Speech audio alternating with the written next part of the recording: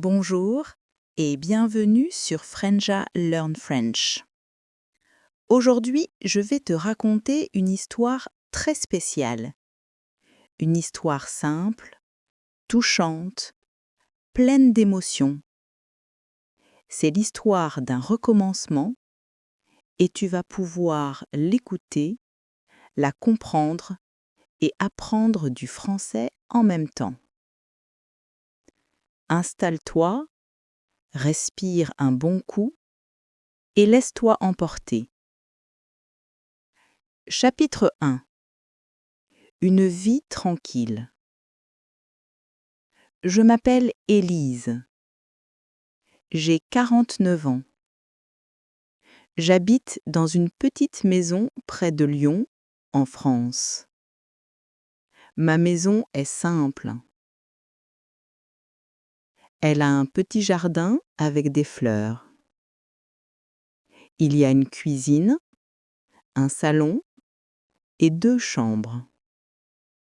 C'est calme, très calme. Maintenant, j'aime ce calme. Mais avant, ce calme était lourd, très lourd.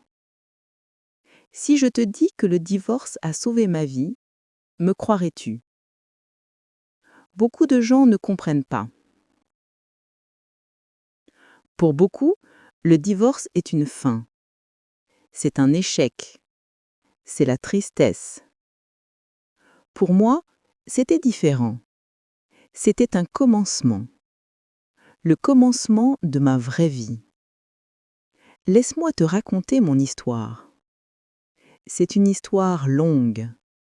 Une histoire avec de la peine, mais aussi avec de la joie. Une histoire avec des larmes, mais aussi avec des sourires. Pendant très très longtemps, j'étais mariée. J'étais une jeune femme pleine de rêves quand je suis arrivée dans cette maison. J'avais 20 ans. Je croyais que la vie était un roman. Je croyais que l'amour était simple. Je pensais que nous allions être heureux pour toujours.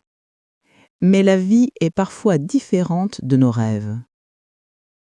Petit à petit, mes rêves ont disparu. Ils sont devenus une liste de tâches, une liste sans fin, une liste répétitive. Chaque jour était pareil, exactement pareil. Je me levais tôt, très tôt, 6 heures du matin.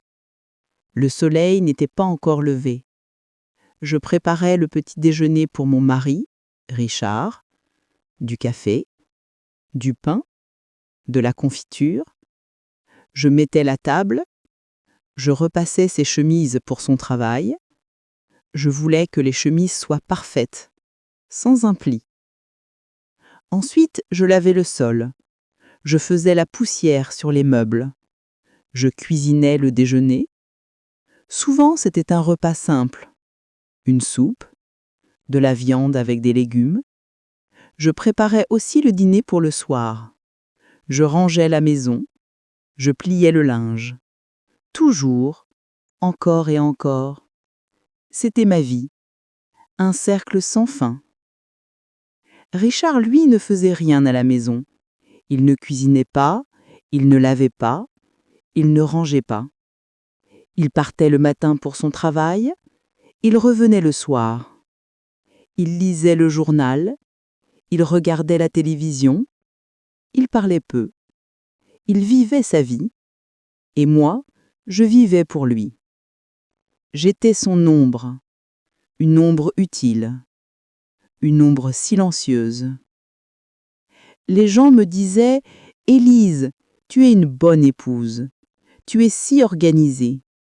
Ta maison est si propre. » Je pensais que c'était un compliment. Je croyais que ma valeur était dans le service, dans le sacrifice.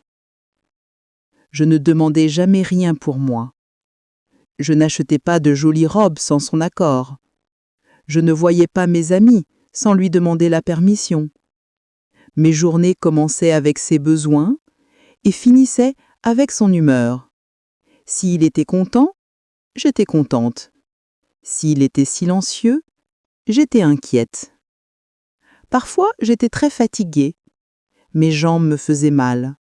Mon dos était raide. Parfois, j'étais malade. J'avais un rhume. J'avais de la fièvre. Mais je me disais, c'est ça l'amour. Une femme doit se sacrifier pour son mari. C'est normal. C'est la vie. Si Richard était heureux, alors je devais être heureuse aussi. Je ne connaissais pas autre chose. Je ne voulais pas autre chose. Je pensais que c'était normal. Je pensais que le silence dans la maison était de la paix. Mais ce n'était pas la paix. C'était le silence de la solitude. Chapitre 2. La graine du changement. Un jour, je me souviens très bien, j'étais très malade. C'était un jour d'hiver. Il faisait froid dehors. La pluie tombait. J'avais de la fièvre, beaucoup de fièvre. Mon corps était chaud, ma tête était lourde. Je voulais seulement rester au lit, rester au chaud, dormir. Mais Richard avait une réunion importante. Il avait besoin d'une chemise blanche, une chemise parfaitement repassée. « Élise, ma chemise pour demain ?» a-t-il demandé du bas de l'escalier. Ma voix était faible. « Oui, je descends. » Je me suis levée. La pièce tournait. Mes mains tremblaient. Je suis descendue lentement. Chaque marche était difficile. J'ai sorti la planche à repasser. J'ai branché le fer. J'ai pris la chemise humide. Je pleurais un peu en repassant. Les larmes coulaient sur mes joues. C'était difficile de voir les plis. J'espérais qu'il voie ma fatigue, qu'il voie mes larmes. J'espérais qu'il dise « Élise, repose-toi, laisse la chemise, va te coucher. Je peux porter une autre chemise. » Mais il est entré dans la cuisine.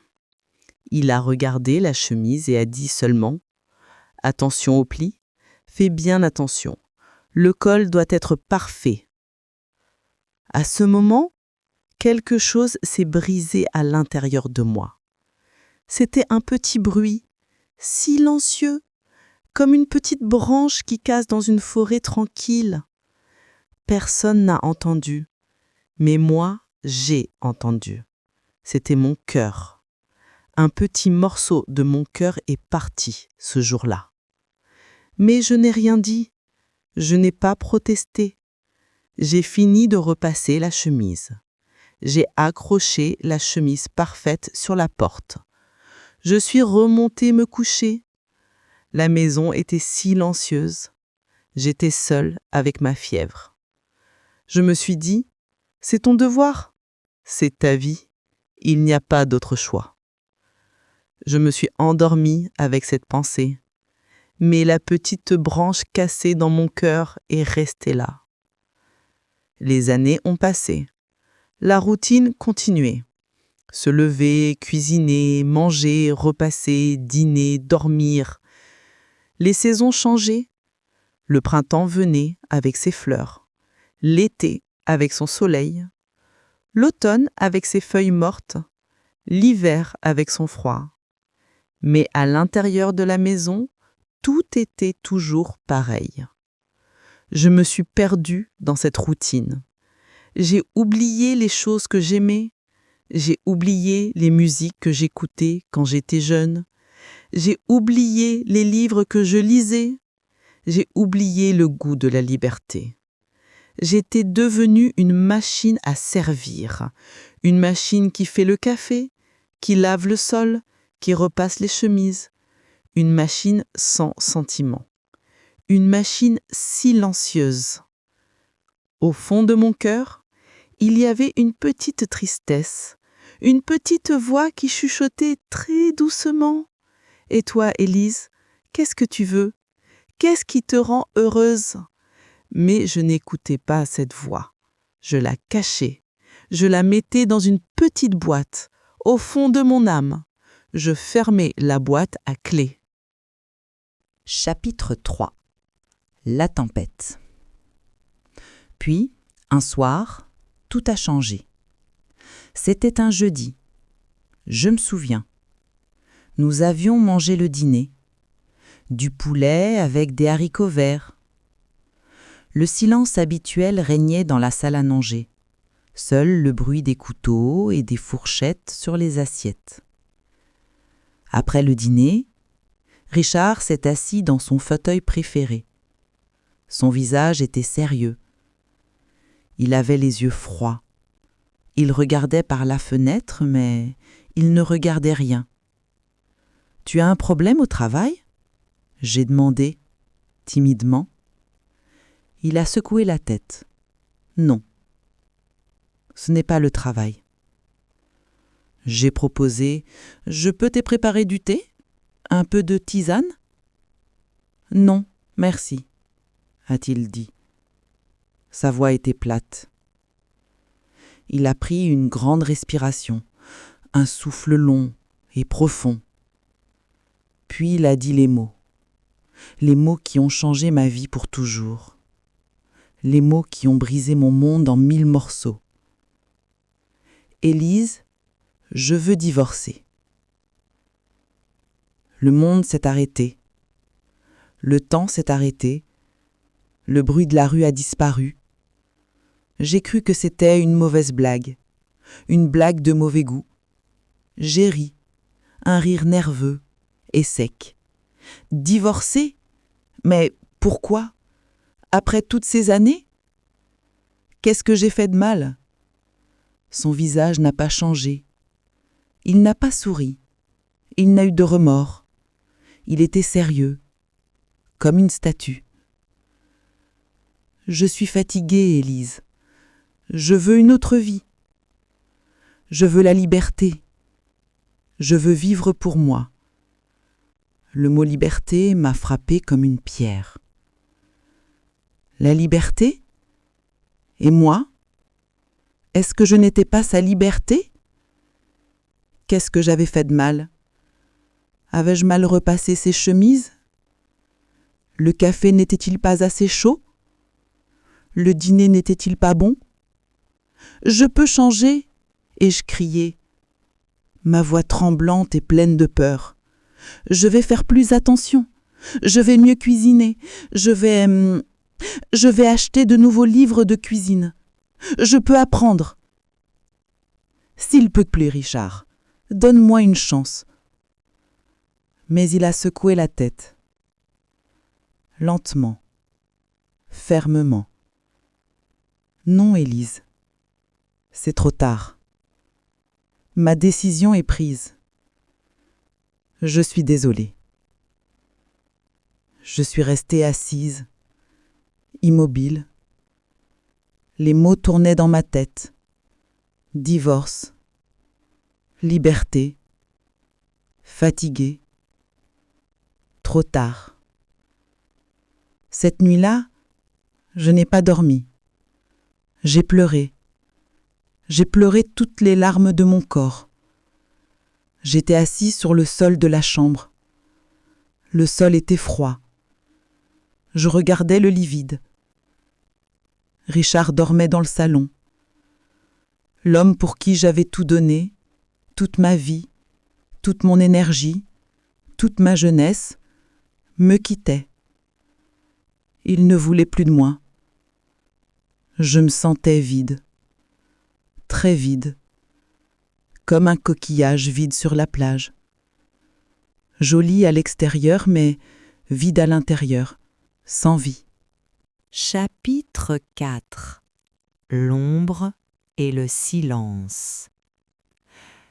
Les formalités ont été rapides. Richard a pris un avocat. J'ai signé les papiers.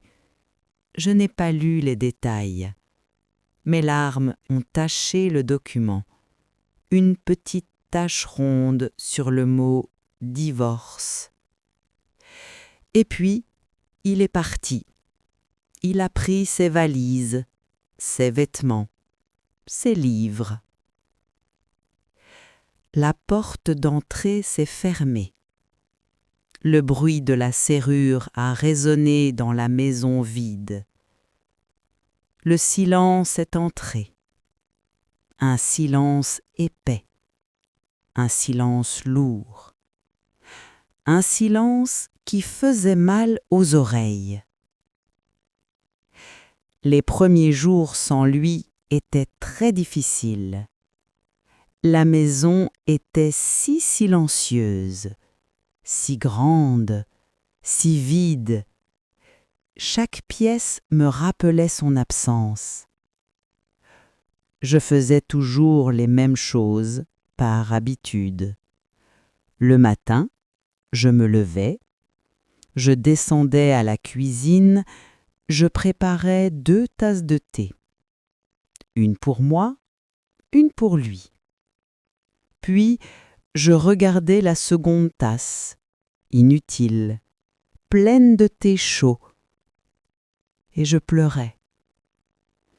Je versais le thé dans l'évier, je regardais le liquide brun disparaître, comme ma vie. Je marchais dans la maison comme un fantôme. Je passais mes doigts sur ses cravates dans l'armoire. Je sentais son odeur sur l'oreiller de son côté du lit.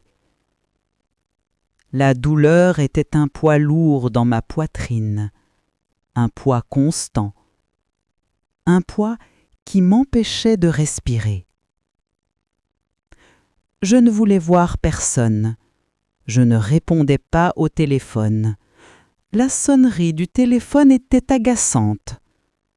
Je restais assise dans le salon, dans son fauteuil, à regarder par la fenêtre. Je regardais les voitures passer. Je regardais les gens marcher. Ils avaient une vie, ils avaient un but. Moi, je n'avais rien. Mes amies appelaient. Elles laissaient des messages. « Élise, décroche. Nous sommes inquiètes pour toi. »« Élise, sois forte. Tu es libre maintenant. Tu peux faire ce que tu veux. » Mais leurs mots me faisaient mal. Ils ne comprenaient pas. Je ne me sentais pas libre. Je me sentais perdue, abandonnée, inutile, comme un vieux meuble dont personne ne veut. « Qui suis-je sans lui ?» me demandais-je encore et encore. Pendant 40 ans, j'étais la femme de Richard. C'était mon identité, c'était mon rôle. Maintenant, le rôle était fini. La pièce de théâtre était terminée. Et moi, je restais sur la scène, seule, sans texte, sans public. Je n'étais plus rien. Chapitre 5. La première étincelle. 6 mois ont passé, 6 longs mois de tristesse et de solitude, 6 mois à vivre comme une automate. Je mangeais peu, je dormais mal, je vivais dans le passé. Puis, un matin, quelque chose de différent est arrivé. C'était un samedi. Le soleil entrait dans la chambre. Les oiseaux chantaient. Je me suis levée. Je suis allée à la salle de bain. Je me suis regardée dans le miroir au-dessus du lavabo. Je n'avais pas vraiment regardé mon reflet depuis longtemps. J'ai vu une femme avec des yeux tristes, cernés de noir, des cheveux gris, longs et emmêlés, un visage pâle et fatigué, des lèvres fines et sans sourire, une inconnue. Qui était cette femme ? Je ne la reconnaissais pas. Je me suis parlé à haute voix. Ma voix était rauque, peu utilisée. « Bonjour, Élise. Qui es-tu » C'était une question simple, une question fondamentale. Mais je n'avais pas de réponse. La question est restée dans l'air, suspendue. Qui es-tu ? Alors, ce jour-là, j'ai décidé de chercher la réponse. j'ai décidé de faire une petite chose différente, une petite chose pour moi. Au lieu de préparer le plat préféré de Richard pour le dîner, j'ai préparé mon plat préféré, une omelette aux fines herbes. C'était simple, ce n'était pas spectaculaire, mais c'était un choix, mon choix. Personne d'autre n'aimait les fines herbes, seulement moi. J'ai cassé les œufs, j'ai ajouté le persil, la ciboulette. L'odeur était bonne. C'était une odeur de mon enfance, une odeur qui me rappelait ma mère. Je l'ai fait cuire, je l'ai mise dans une assiette. Je me suis assise à table, seule. En la mangeant, j'ai senti un tout petit sentiment de paix, un tout petit sentiment de moi. C'était faible, comme une petite bougie dans une grande pièce sombre, mais c'était là. Le lendemain, j'ai fait une autre petite chose. J'ai monté l'escalier qui menait au grenier. Je n'étais pas montée là-haut depuis des années. Le grenier était plein de poussière et de souvenirs, des vieux meubles, des cartons, des photos. Dans un coin, j'ai trouvé une vieille boîte en carton. Sur la boîte, il était écrit « Affaire d'Élise ». Ma main a tremblé un peu en ouvrant le carton. Dans cette boîte, il y avait du tissu, de jolis tissus à fleurs, des aiguilles, du fil de différentes couleurs, des ciseaux, des boutons. Quand j'étais jeune, j'aimais coudre. J'adorais créer de belles choses avec mes mains. Je faisais mes propres robes. Je faisais des nappes pour la table. J'aimais choisir les tissus. J'aimais sentir le tissu sous mes doigts. C'était ma passion. Mais un jour, Richard a dit que c'était inutile, que ça prenait du temps, que ça encombrait la maison. Alors j'avais arrêté. J'avais tout mis dans une boîte, et j'avais mis la boîte au grenier. J'avais mis ma passion au grenier. Mes doigts étaient un peu raides, mais j'ai pris une aiguille et du fil rouge. J'ai choisi un petit morceau de tissu bleu. J'ai dessiné la forme d'un cœur avec un crayon. J'ai commencé à coudre, point après point. Le fil entrait et sortait du tissu. C'était lent. Mes doigts se piquaient parfois. Ce n'était pas parfait. Les points n'étaient pas droits, mais c'était mon travail. C'était ma création. Personne ne me l'avait demandé. Personne ne me l'avait ordonné. Quand j'ai fini, j'ai regardé le petit cœur en tissu bleu et rouge. Il était imparfait, mais il était vivant. Et j'ai souri. Un vrai sourire. C'était le premier vrai sourire depuis très, très longtemps. La bougie dans la pièce sombre était un peu plus forte. Chapitre 6. Un nouveau chemin. Avec le petit cœur en tissu, quelque chose a commencé à changer en moi.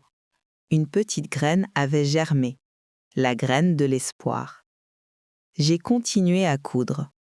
Chaque jour, je prenais un peu de temps pour moi. 1 heure, parfois 2. J'étais dans ma bulle. Un monde de couleurs et de textures. J'ai fait un petit sac pour mettre mes aiguilles, puis une jolie pochette pour mes papiers. J'ai utilisé un tissu à fleurs jaunes. C'était joyeux. Je passais mes après-midi à coudre. C'était mon moment à moi. Un moment de paix et de création. Un moment où j'oubliais la maison vide. J'oubliais la solitude.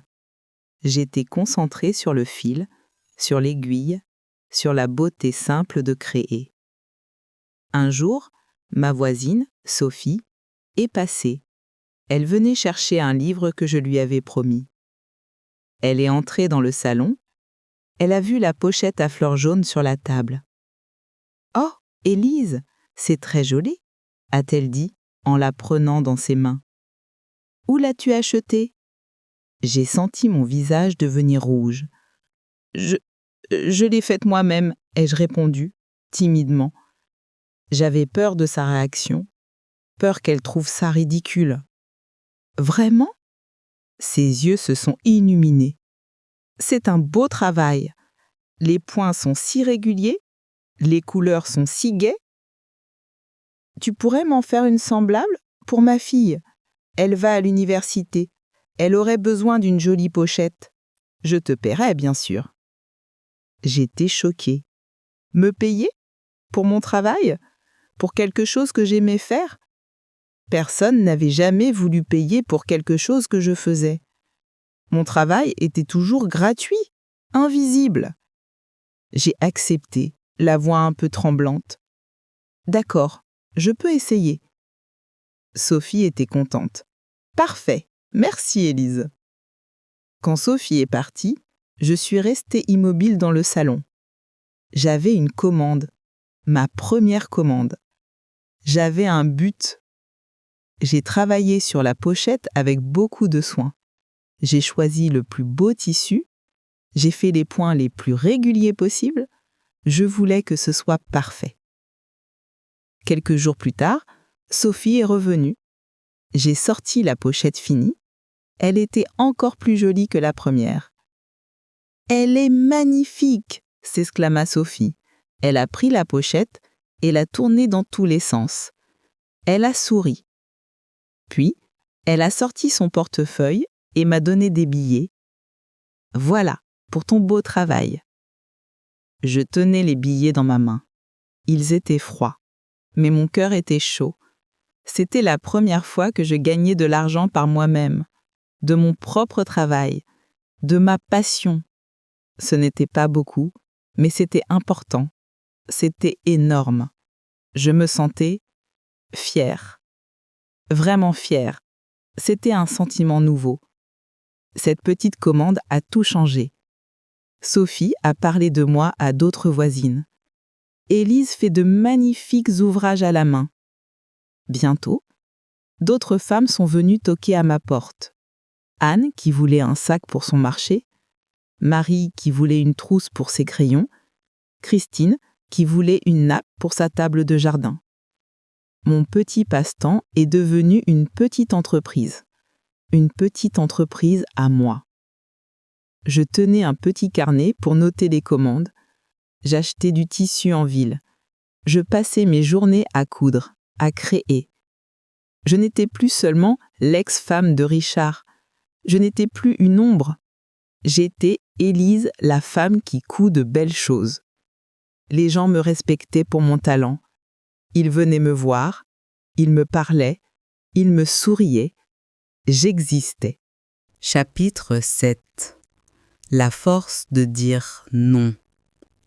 Ma petite entreprise a grandi. Doucement, mais sûrement. J'avais de plus en plus de commandes. Je gagnais un peu plus d'argent, assez pour moi, assez pour être indépendante. Avec cet argent, j'ai acheté de nouveaux tissus, des tissus de meilleure qualité, de la soie, du lin. J'ai acheté de nouvelles aiguilles, des ciseaux professionnels. J'ai investi en moi. Pour la première fois de ma vie, je dépensais de l'argent pour ma passion, sans demander la permission à personne. Je me sentais vivante. J'avais un but. Je me levais le matin avec enthousiasme. J'avais hâte de travailler sur mes nouvelles créations. La maison n'était plus silencieuse. Elle était remplie du bruit de la machine à coudre, de la radio que j'écoutais et du chant des oiseaux dans le jardin. 1 an après notre divorce, quelque chose d'incroyable est arrivé. Une journaliste du journal local a entendu parler de moi. Elle est venue chez moi pour un entretien. Nous avons parlé pendant longtemps. J'ai raconté mon histoire, la routine, la solitude, le divorce, et puis la couture, la renaissance. Quelques jours plus tard, l'article est paru. En première page du journal local. Le titre était « Élise, 49 ans, transforme sa vie après le divorce avec sa passion pour la couture ».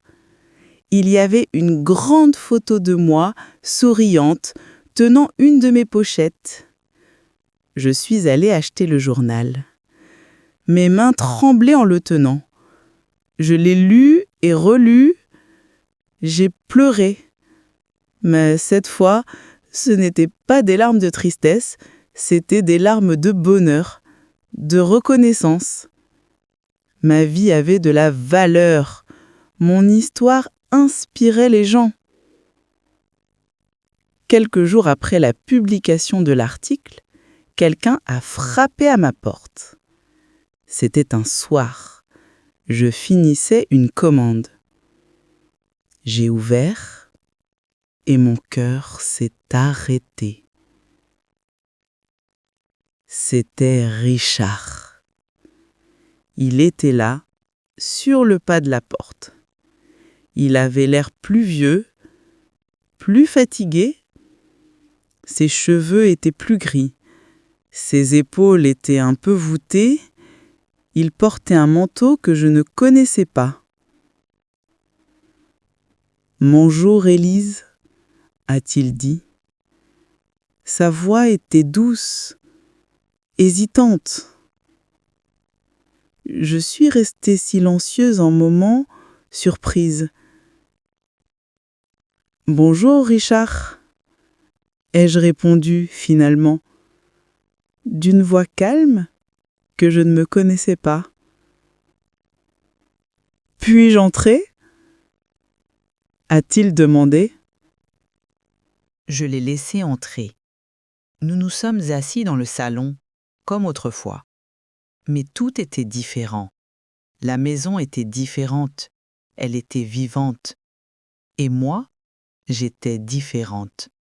Je n'étais plus la femme soumise et silencieuse. « J'ai lu l'article dans le journal », a-t-il dit, en regardant autour de lui. Il a vu les tissus, les ouvrages en cours sur la table. Je suis impressionné. Tu as bien réussi. Tu as une vraie entreprise. Je l'ai remercié d'un simple signe de tête. Merci. Il a pris une grande respiration. Il a joué avec ses doigts. Élise, a-t-il commencé. J'ai fait une grande erreur. Une très grande erreur. Je regrette. Je pense à toi souvent. La vie sans toi est vide. Je veux revenir. Recommençons notre vie. S'il te plaît. Mon cœur a battu très fort. Boum, boum, boum.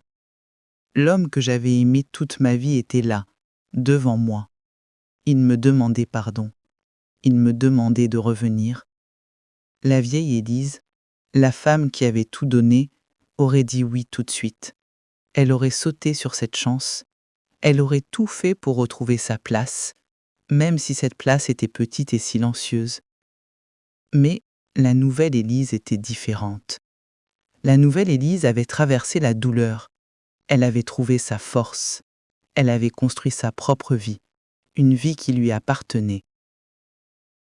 Je me suis souvenu de toutes les larmes versées sur le sol froid, de la solitude écrasante, de la douleur de l'abandon.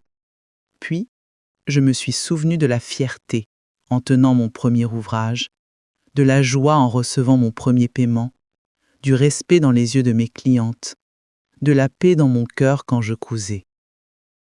Je l'ai regardé droit dans les yeux. Ses yeux cherchaient une réponse, une lueur d'espoir. Non, Richard. Il a eu l'air stupéfait. Mais pourquoi ? A-t-il demandé, sa voix pleine d'incompréhension. Nous pouvons réparer les choses. Je vais changer, je te promets. J'ai secoué la tête doucement. Non, parce que la femme que tu as quittée n'existe plus. Elle est morte de tristesse. Moi, j'ai trouvé ma propre voie. Je me suis trouvée. Je suis libre et je suis heureuse comme ça. Vraiment heureuse. Il est resté silencieux un long moment. Il regardait ses mains.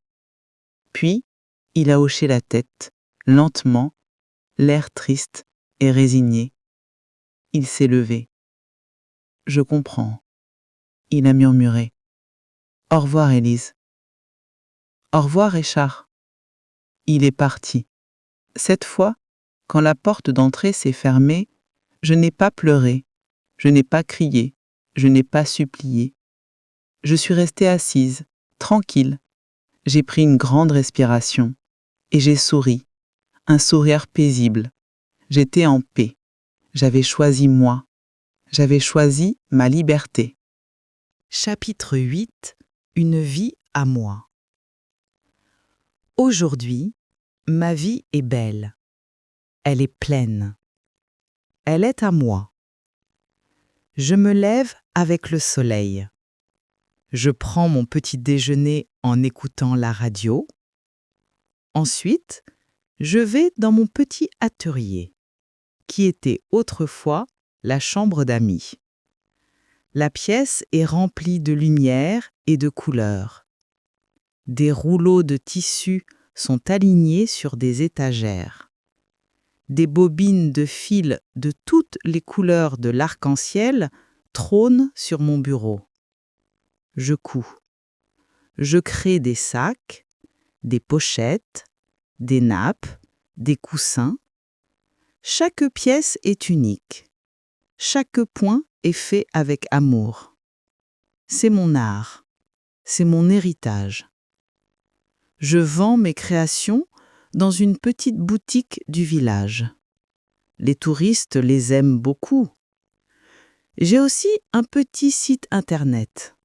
Ma petite nièce m'aide avec l'ordinateur. Je parle avec mes clientes, qui sont souvent devenues des amies. Elles viennent prendre le thé. Nous rions beaucoup. Nous parlons de la vie, de nos enfants, de nos espoirs. Je ne suis plus seule. Je suis entourée de chaleur et d'amitié. Je profite de chaque petite joie. Le goût d'un bon café le matin, la couleur du ciel au coucher du soleil, le parfum des roses dans mon jardin, le chant des oiseaux. Ces petites choses simples qui forment une vie heureuse. Le divorce avec Richard n'a pas été la fin de ma vie. Au contraire, ça a été le début de ma vie. La vraie vie. La vie où je suis Élise pour la première fois. Pas l'épouse, pas l'ombre, juste Élise. Parfois, je pense au passé.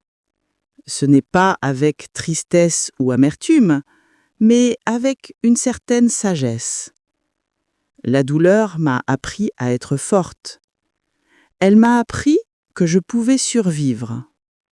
La solitude m'a appris à m'aimer moi-même. Elle m'a appris que ma propre compagnie était précieuse. Alors, si tu traverses un moment difficile, souviens-toi de mon histoire. Souviens-toi d'Élise. Souviens-toi de la femme qui pensait que sa vie était finie à 49 ans. Souviens-toi que même après l'hiver le plus froid, le printemps arrive toujours. Les fleurs les plus belles poussent souvent après la tempête, dans une terre qui a été labourée par la douleur. Il faut seulement avoir le courage de regarder le soleil et d'avancer, un petit pas après l'autre. Un tout petit pas. Ma vie est simple maintenant. Je n'ai pas de grande fortune. Je n'ai pas de voiture de luxe. Mais j'ai la paix. J'ai la liberté. J'ai le respect. J'ai l'amour de mes amis. J'ai la fierté de mon travail. C'est ma vie. Une vie que j'ai construite de mes propres mains. Une vie que j'ai choisie. Et pour moi, c'est parfait. Absolument parfait. Je suis Élise, j'ai 49 ans et ma vie ne fait que commencer.